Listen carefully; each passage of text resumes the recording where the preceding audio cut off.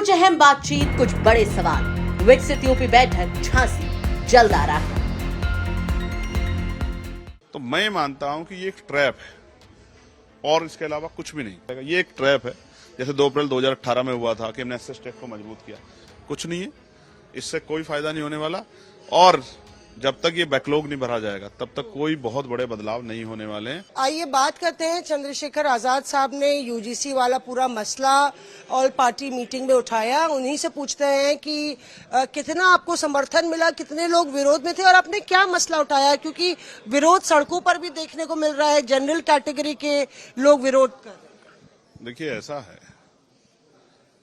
मेरा मत ये है, 2025 में सरकार के मंत्री ने जवाब दिया कि सेंट्रल यूनिवर्सिटियों में सामाजिक न्याय के फॉर्मूले को हम लोग मजबूत कर रहे हैं। जवाब ये था।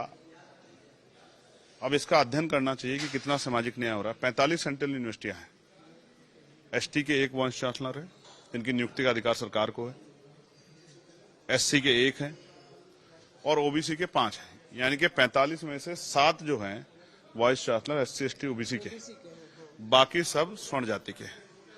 तो स्वर्ण जाति की संख्या क्या है और ये अनुपात क्या है, ये सामाजिक न्याय सरकार का। दूसरा, 80% बैकलॉग है ओबीसी समाज का, professor, assistant professor, associate professor में। इतना ही 83% है एसटी का और 64% है एससी का।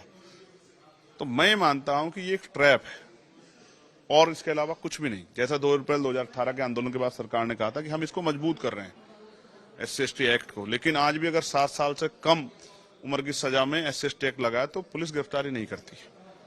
ये एक ट्रैप है। इनको चाहिए कि वो बैकलॉग पूरा करें। कोई सेंट्रल पीयूसी ऐसा नहीं है जो रोस्टर को फॉलो कर रहा।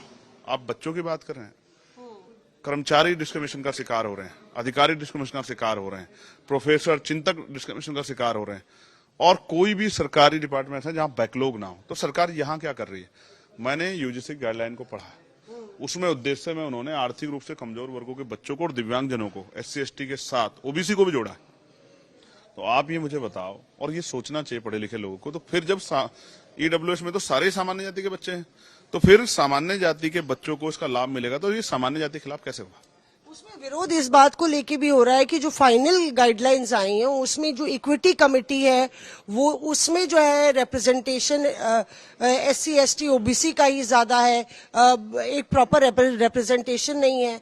फॉल्स कंप्लेंट्स के खिलाफ जो कार्रवाई होनी थी उसको भी हटा दिया गया। तो पहली बात ये है, जो आपने फर्स्ट सवाल खड़ा किया, तो फर्स्ट सवाल का जवाब ये है कि जब यूनिवर्सिटी के चांसलर समता समिति के अध्यक्ष हैं और उसमें उनको वो कमेटी बनानी है, तो ये इसलिए रखे गए हैं कि इनका रिप्रेजेंटेशन रहे। जैसे मैं आपके जानकारी में एक बात लाता हूं, डाइवर्सिटी है देश में, विविधताएं हैं।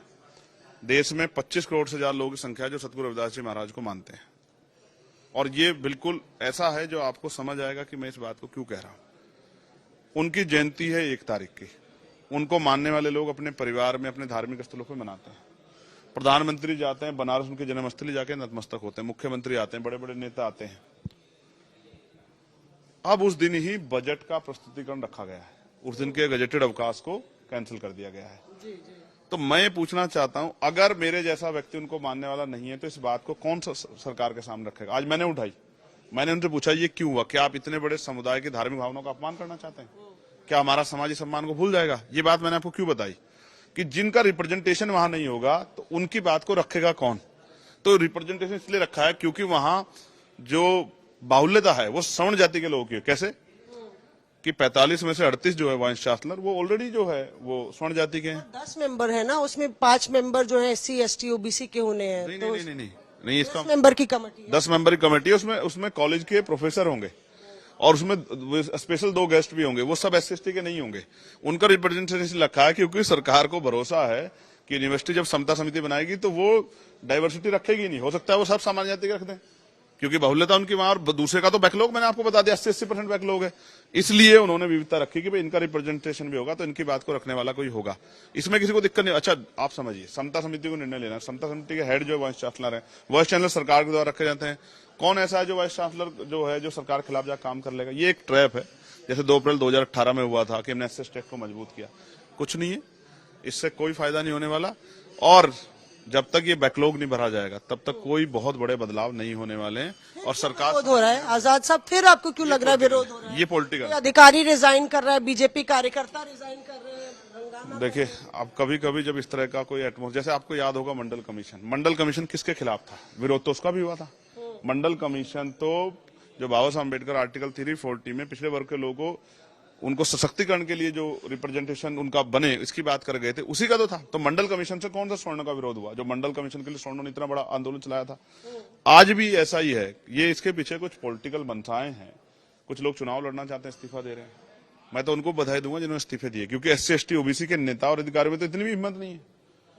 यहां तो जानते हुए भी कुछ नहीं नुकसान होगा तो भी इस्तीफे दिए जा रहे हैं, वहां तो जानते हुए भी सब कुछ किस तरह सरकार सिस्टम खत्म किया जा रहा है, आरक्षण खत्म किया जा रहा है, उनके अधिकार कुचले जा रहे हैं, तो भी उन पर अन्याय अत्याचार हुआ, तो भी उनके अधिकारी जो है मुंह पे टेप लगा के बैठे हैं। इससे एक चीज जो सबसे इंपॉर्टेंट हुआ वो ये हुआ कि एक दर्पण आ गया है कि SC ST OBC का हितैषी कौन है और उनके खिलाफ कौन है, कौन सी पार्टी का। मैं क्योंकि वहां के लिए कुछ बाध्यताएं हैं, मैं किसी पर टिप्पणी नहीं करना चाहता, लेकिन पब्लिक भी देख रही है। SC ST वर्ग जो पढ़ा लिखा तबका OBC से वर्ग का, वो देख रहा है कि आज हमारे पक्ष में कौन खड़ा है, कौन सा मीडिया चैनल हमारे पक्ष में सही डिबेट कर रहा है, कौन सा जो है पत्रकार हमारे पक्ष में खड़ा है, कौन सी इंडिपेंडेंट एजेंसी हमारे पक्ष में खड़ी है, कौन सी पार्टी हमारे लिए क्या स्टैंड ले रही है। ये भी एक बहुत बड़ा दर्पण उन वर्गों के लिए है। उनके बुद्धिजीवी लोगों को आज सोचना चाहिए, उनके पढ़े लिखे लोगों को, उनके अधिवक्ताओं को, उनके इंटेलेक्चुअल फोर्स को, कि भाई कौन आपके साथ खड़ा। अकेले चंद्रशेखर के अलावा कौन स्टैंड ले रहा है? बाकी सब लोग तो चुप हैं। तो ये एक बहुत बड़ा चैलेंज है जिसका जवाब जो है आज उन नेताओं को भी देना है जो वोट तो लेते हैं लेकिन फिर चुप भी रहते हैं इनके दमन पे। शुक्रिया हमसे बात करने के लिए। तो यहाँ पे बड़ा आरोप लगाते हुए चंद्रशेखर आजाद कह रहे हैं कि ये पूरा जो मामला है वो एक ट्रैप के तौर पे इस्तेमाल कर रही है सरकार, और एक तरीके से एक आईना है उन सब के लिए जो लगातार SC ST के हितैषी बने घूमते हैं। कैमरा पर्सन अश्विनी हेलेन के साथ मौसमी सिंह, दिल्ली। तो लखनऊ यूनिवर्सिटी में जो आपका छात्र जीवन था वो कैसा था? क्योंकि कहा गया कि अभय सिंह भी आपके आसपास के ही थे। नहीं, तब तक तो हम लोगों के संबंध थे और हमसे एक वर्ष पहले आ गए थे अभय यहाँ पे लखनऊ यूनिवर्सिटी में। मैं जो है एक वर्ष बाद आया यहाँ पर। तो आए थे तो हम लोग, ये था कि ग्रेजुएशन कंप्लीट करने के बाद हमारी एक अपनी जो इच्छा थी, जो हमारा एक शौक था कि शॉर्ट सर्विस कमीशन के थ्रू, OTA के थ्रू आर्मी ज्वाइन किया जाएगा, 8 साल बाद छोड़ा जाएगा। VRS के प्रोविजन था उसमें 8 साल के बाद। तो हमने कहा फिर वापस आ जाएंगे, राजनीति करेंगे, क्योंकि हमने डिसाइड कर लिया था कि हमको पॉलिटिक्स करनी है, चुनाव लड़ना है, जनता की सेवा करनी है। हम लोग 80 के दशक में हमने देखा है, जो कभी कभी जो दलित मूवमेंट में देखता हूँ, दलित नेताएं कभी कभी नेता लोग आक्रोश भी व्यक्त करते हैं, बहुत कुछ जायज भी लगता है, लेकिन अब समय के साथ बहुत सुधार हुआ, तो उनको भी अपने बात विचार में सुधार लाना चाहिए। छुआछूत जैसी स्थिति 80 के दशक तक हम लोगों ने अपने बचपन में देखी थी। हमारे यहाँ मजदूर जो काम करते थे दलित, तो वो जान लीजिए अपना चप्पल पहन के भी नहीं आते थे। ऐसी छुआछूत आपने देखा है? देखा है मैंने, बड़ी पीड़ा होती थी। हम लोग बहुत छोटे थे लेकिन लगा, क्योंकि हम उनके बच्चों के साथ खेलते थे, उसके लिए लोग गाँव मना किया जाता था, नहीं कैसे उनके साथ खेलते। मुझे अजीब सा वो लगता था, बताइए अभी हम लोग किस, चूंकि मैं कलकत्ता पैदा हुआ था, वहां पढ़ रहा था, स्कूलिंग मेरी वहीं हुई अप टू 8th, तो मुझे लगा वहां तो जातिवाद था नहीं, हम लोग मोहल्ले में सब लोग एक साथ खेलना भी न, गाँव में आते हैं ऐसा स्थिति है। तो एक धीरे धीरे हमारे अंदर एक भाव इस तरीके का हुआ, नहीं यार सोसाइटी में सभी को एक साथ रहना चाहिए। तो हमारे बहुत अपने घर के अंदर ही अपने